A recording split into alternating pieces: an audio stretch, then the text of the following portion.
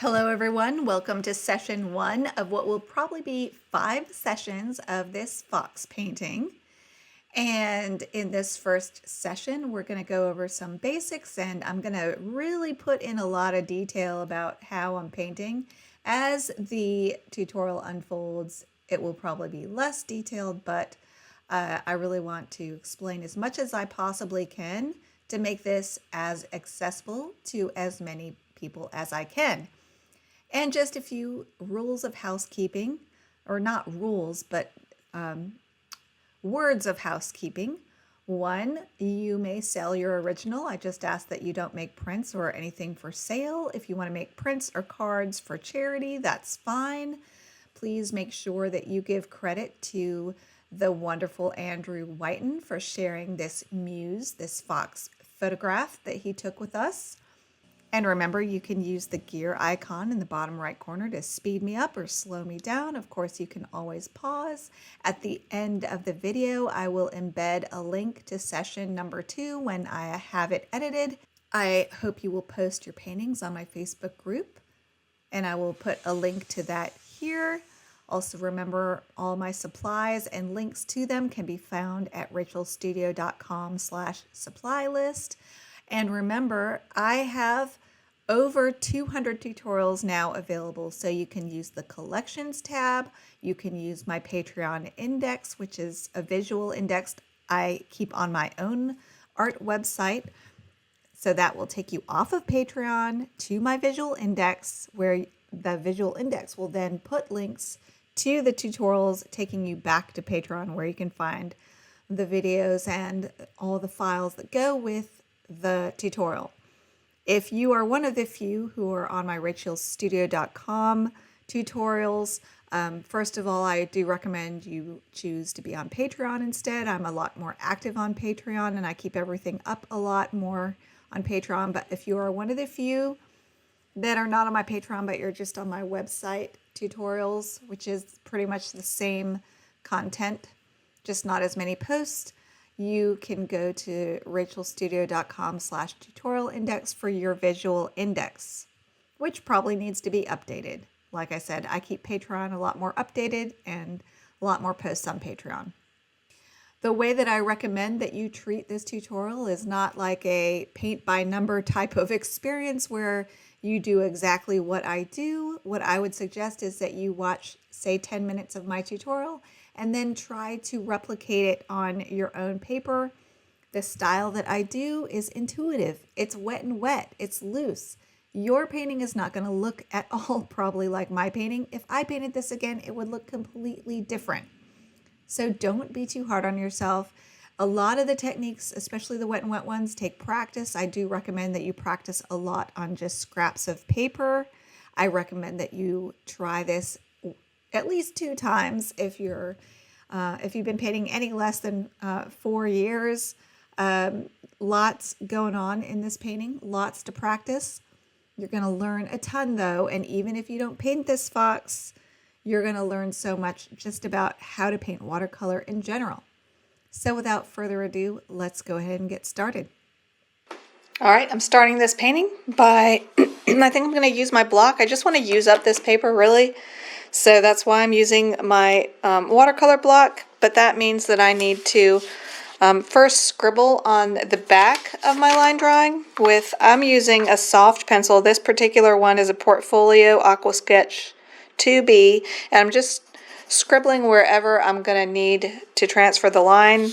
And then the idea is I'll turn it over and trace this with a ballpoint pen to press it onto the paper.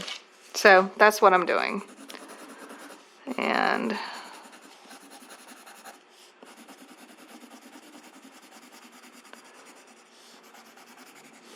so I won't film all that, but just scribble behind wherever you're going to need to transfer the line.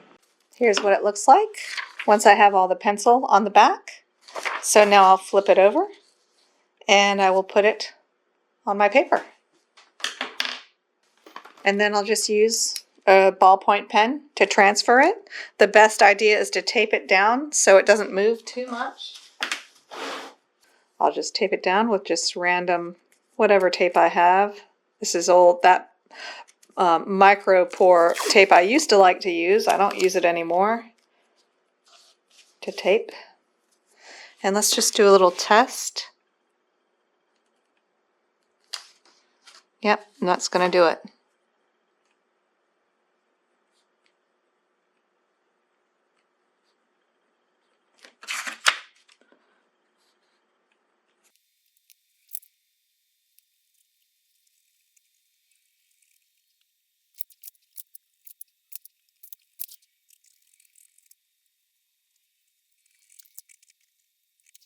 I'm going to try to paint this fox very simply. I also plan on putting some texture in the fur with this kosher salt. And you got to be careful not to put kosher salt on when your paint's too wet, and of course when it's not too dry. It's got to be just right. So that's the trick to that. For those of you who are super beginners, the more water you add to your paint, the lighter it will dry. You'll hear me say tea consistency, milk, and cream consistency. And what I'm referring to is how much water I've added to the paint. Tea consistency paint has the most water added and results in the lightest colors. And you'll see me tilt the palette and the water runs or almost runs.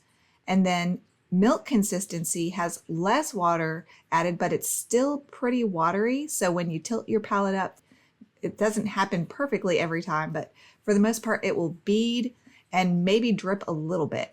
And then cream consistency paint just has a tiny bit of water. It does need a little bit of water added, but when you tilt your palette up, it won't run at all. And when you paint with cream consistency paint, it results in dark, rich colors. And let's see what we can do with this beautiful fox image by Andrew Whiten. I just found this picture randomly when I was scrolling around Facebook. Oh, I got a bunch of salt on my painting. That's not good. We don't want to start with salt. This fox has a lot of blue in it, but I think I'm going to try to keep that more purple. And before you get anything wet, you want to erase any lines that you don't want to show. And this white chest, we might want to keep that really light. So I'm going to erase that. I think, for me, what I really want to achieve is a fluffy chest. So I'm going to go in with clean, clear water, and I'm going to paint right across this chest, like that. Right across. I'm only going to paint the chest right now. Okay.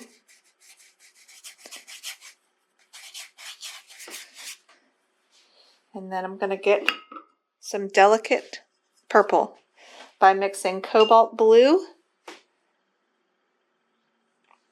and naphthol red, which makes a beautiful purple. Naphthol red.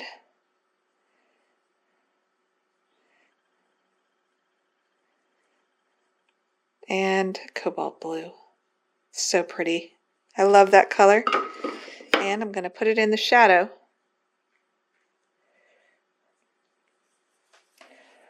And there's quite a good bit of shadow under here too. And there's a lot of cool in through here. And I'm going to use some splayed bristles to kind of get some of the texture in here while I'm in here.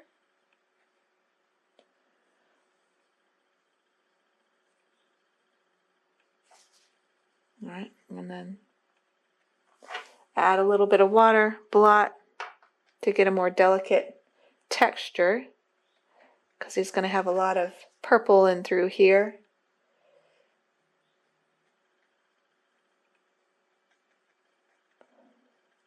Okay. And then I see a little bit of a lighter area coming through here. Let's see if I can push the water by putting in a dot of water there.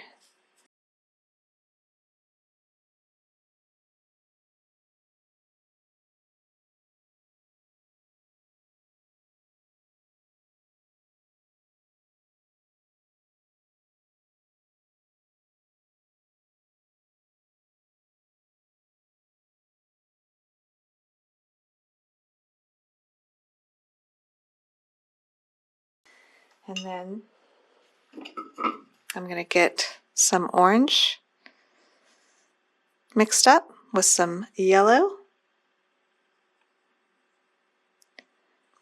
And right along in here,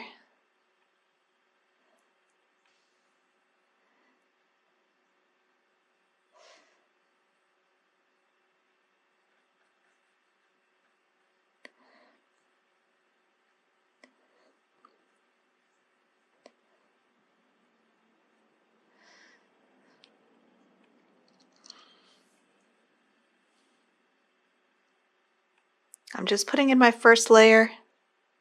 That doesn't mean we can't get darker later.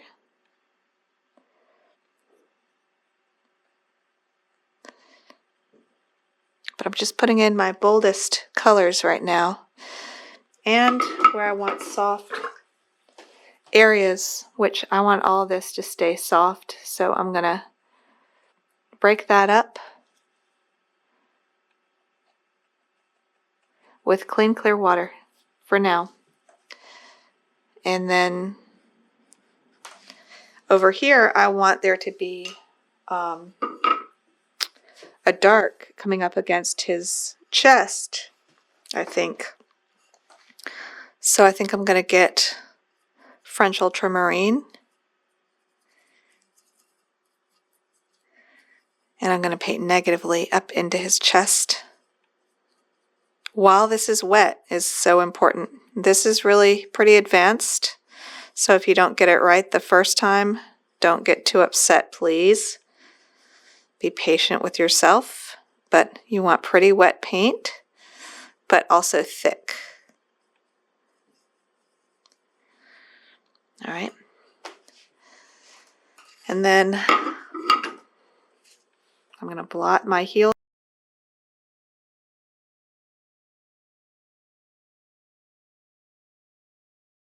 I'm going to scrub it up to the edge of the fox.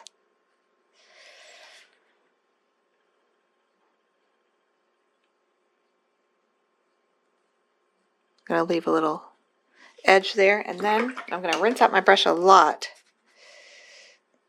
And for now,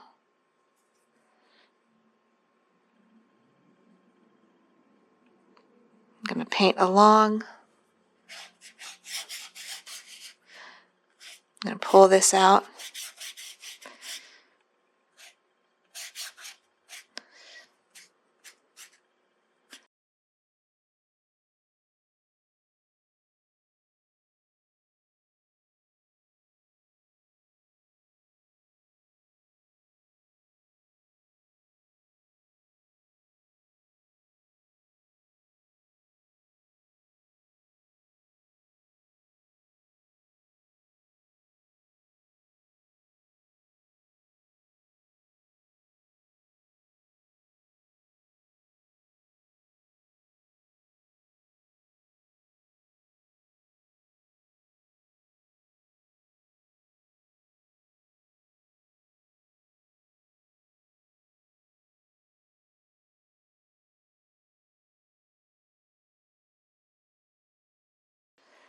Okay.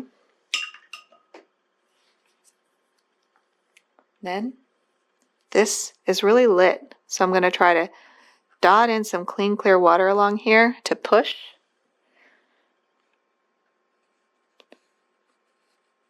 And we're just going to see what the paint does. If it does what I kind of want it to do. It doesn't have to do exactly what I want to do. I'm not going to say that, but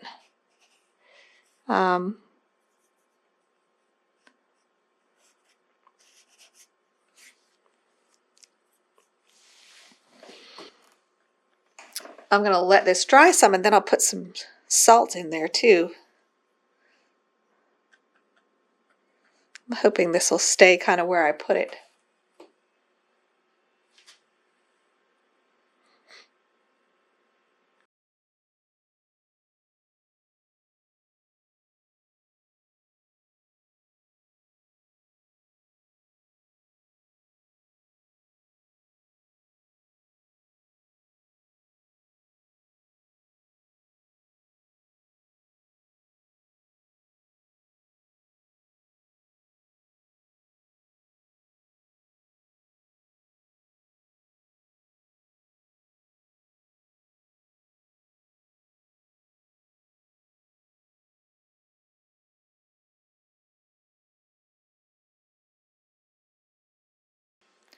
There's also a little bloom in here that I would love to get, a big bloom. I don't know how this pyrrole orange blooms out. Right now it's looking really good. I like that bloom.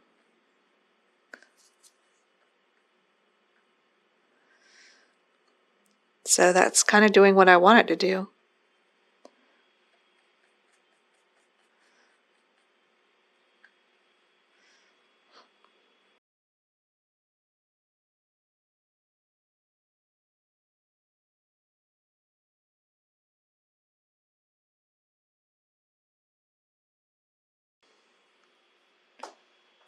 I'm going to get some thicker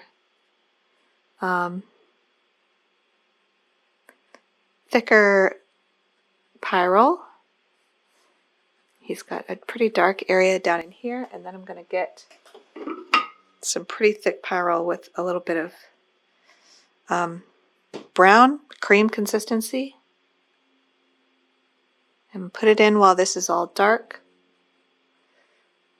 and very soft. I'm trying to get all this done pretty fast.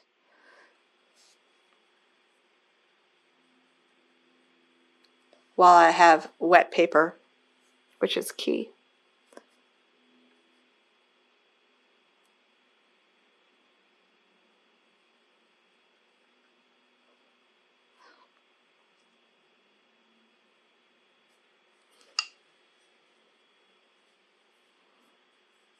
Very thick mix of French ultramarine and pyrrole orange.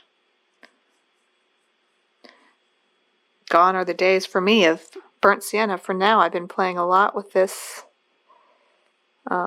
this new mix and liking it.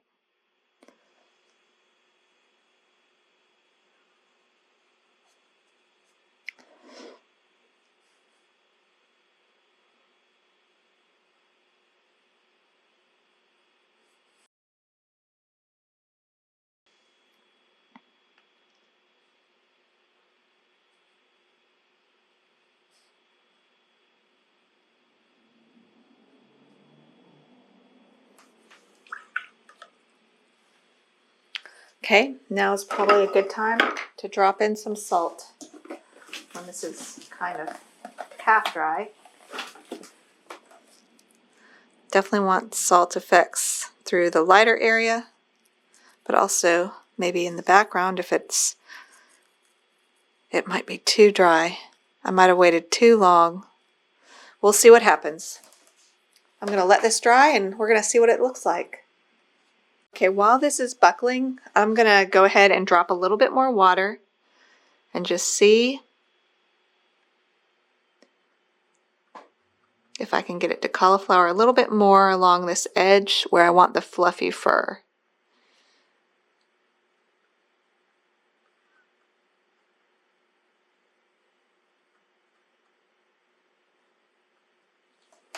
Okay, I'm going to rinse my brush real good. And again, let it dry. See how it's buckling? This is buckling. This is when you can get cauliflower effects like I like to do. So far, this is only two colors. This is pyrrole orange and ultramarine blue. All right, I thought of another thing I can do while this is still damp. I can go in and get really soft effects for like the dark black mouth. So I've got my size 2. I'm using a smaller brush, and I'm going to put in the dark black mouth. Maybe mix it with some of this so it doesn't look so harsh.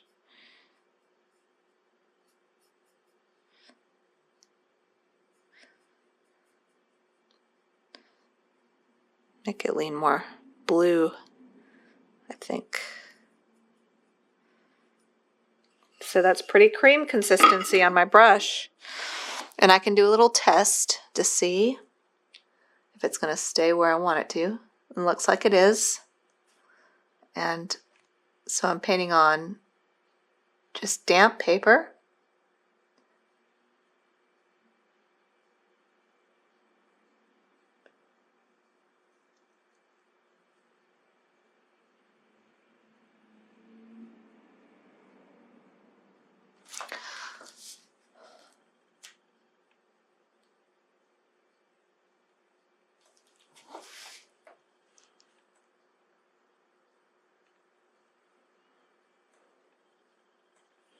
And then we want connection.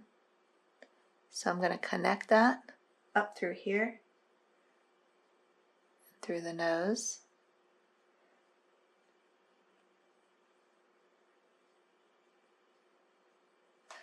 And then I'm going to float in more black into the nose and let it spread.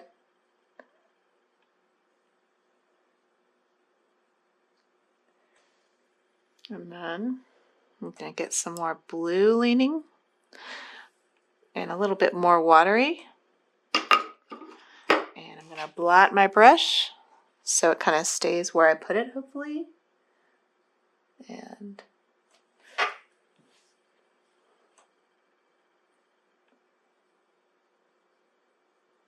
just try to connect all this. And then all this is kind of attached through here.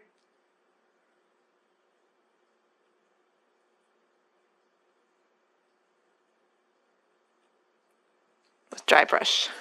Okay?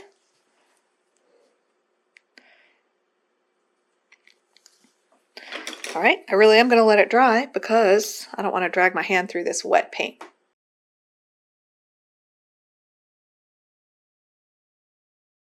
And what we are going to start with is getting the whole area of the tail wet.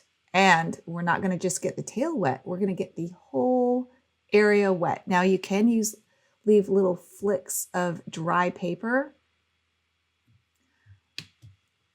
but and I like to do that, to leave little sparkles of perfectly dry paper. So you just you can paint your water on with a dry brush technique, so you get a few little sprinkles of white dry paper here and there. But I think for this tail I didn't do this, but I'm painting carefully around his hindquarters because I don't want that area to get fluffed out, and I'm painting carefully around his back leg because, oh, nope, now I'm going to paint over the back leg. I really want to keep that back leg really white. So I just painted over the top part of the leg. I end up leaving this back leg perfectly white. And painting as of this recording isn't done. So I might add more paint to that back leg. I don't know, but I loved how that came out too. And this tutorial is going to be all about really cool edges. Lots of edge variety that's really going to make a painting look professional, look painterly, really dreamy. All right, so what you saw me do there is get some Pyrrol Transparent Orange and really pretty thick cream consistency. And what I'm going to do later is paint around this tail with a dark color. So if it bleeds out uncontrollably, it's okay. It's totally okay because I'm going to paint around it with dark color. And I was thinking in my mind's eye, I'm going to make the tip of his tail white. So you're going to see me avoid painting in the tip of his tail, but I am not worrying about my tail blooming out uncontrollably because in step 2 of this, we're going to paint dark paint around it. And also you can see I departed from my reference because I wanted to show off his tail. So I kind of just made up in my mind's eye a tail that's more visible than tucked behind his legs. All right, and so here you can see I've added some ultramarine blue to my Pyrrol, my Daniel Smith Pyrrol Transparent Orange, my new favorite color that has a permanent spot. I think it is going to replace my burnt sienna quite often because it granulates out so interesting with French ultramarine, also with cobalt blue. It makes the same browns and blacks even that the burnt sienna used to, but I just think it granulates out a little bit more pretty. The jury's still out. I'm still experimenting a lot, but I'm getting more cream consistency paint here.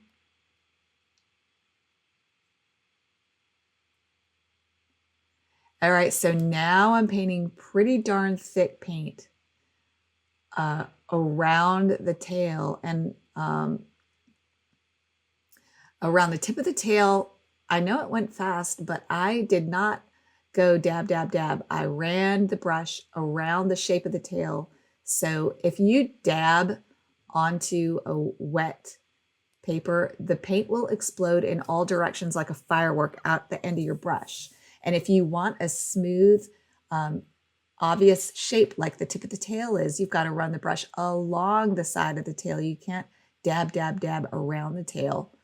And just like right there, see how I dragged it along the side? I'm dragging it along the side of the tail, then I drag it down along the side of the leg to get a soft but controlled edge that follows the edge of the tail and the leg like I want it to, instead of exploding into the tail and exploding into the leg and messing it up. And then on the treatment that I used on the edges of this background color is a nice dry brush, just painterly swooshy look that I think looks kind of artistic and really pretty. And to get that dry brush effect, you can blot out the heel of your brush. You pick up your paint, blot out the heel of your brush, and then use a fast swishing motion with the side of your bristles to get that really pretty dry brush finishing touch to some of these edges.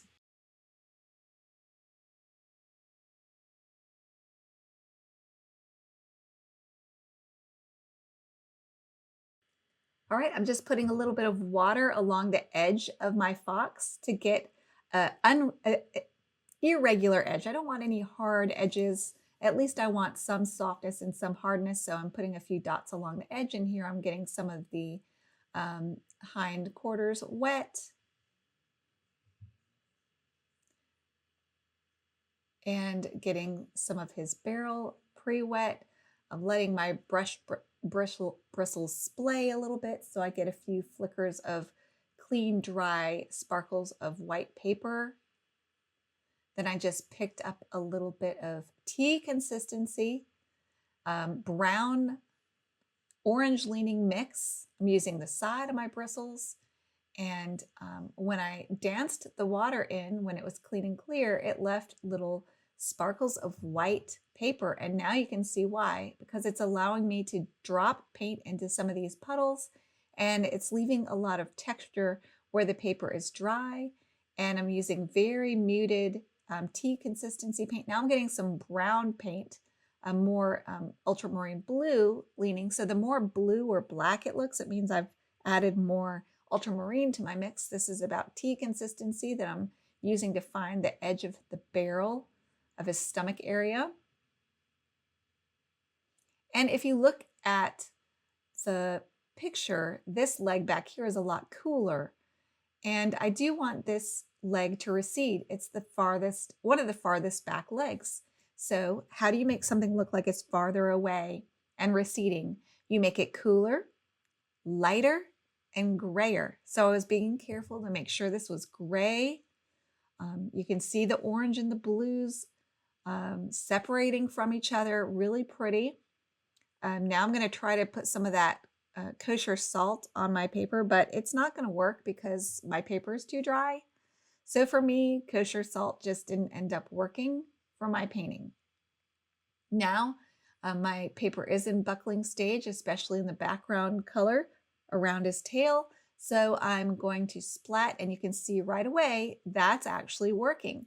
It's making nice little cauliflower dreamy looks. Maybe it's a little fluff of snow. Who knows what that is, but it just makes the background look more atmospheric because, and that worked because I had let my paint set up to be damp, a little bit more wet than barely damp, I guess you would say, buckling. Now I'm dropping some clear, clean water in the tip of the tail to see if it'll do the push technique for the white tip of the tail. I just made that up. I've switched to my 12 long round Princeton Aqua Elite for no specific reason. I think it's just what I grabbed.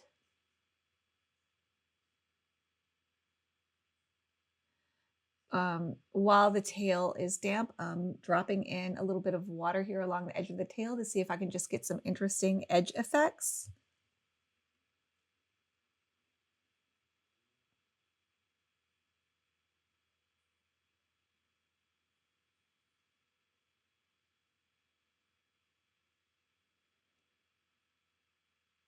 dropping in clean, clear water along the edges, which I was very happy with how they just softly bloomed into the background and made a nice soft dreamy look.